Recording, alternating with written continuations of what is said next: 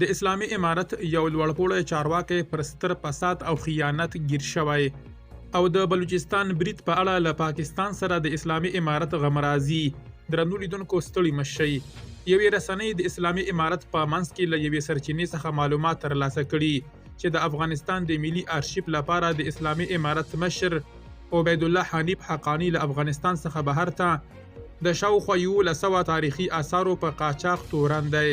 د اسلامي امارت دغه سرچینه مني چې نوموړي دغه تاریخي آثار د افغانستان د گاونډیو هیوادونو له لارې د پیسو په بدل کې بهر ته استولي دي.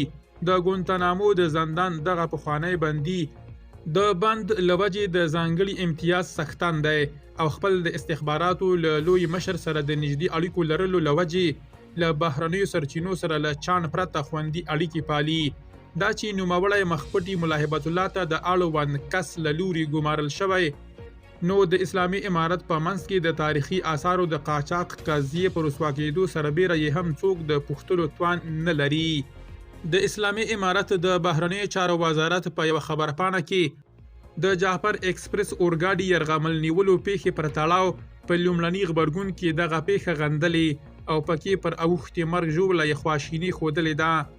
وړاندې د پاکستانی پوځ هغه تور هم رد شوی او بې بنسټه بلل شوی چې اسلامي امارت هم په دې پیښه کې ښکیل دی. په خبرپاڼه کې ډیره شوی له پاکستانی لوري غواړو چې د داسې غیر مسؤلانه څرګندونو پر ځای خپل امنیت او د کورنیو ستونزو حل ته پام واړوي.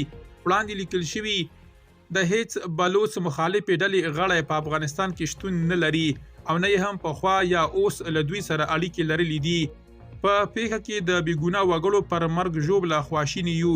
د سیاسي موخو لپاره ولسي وګړي قرباني کول د توجیه وړ نه دي، خو اسلامي امارت به پر خپلو بریدونو تل ولسي وګړي په نښول او وژل. درنو لیدونکو له مالتیا مو مننه.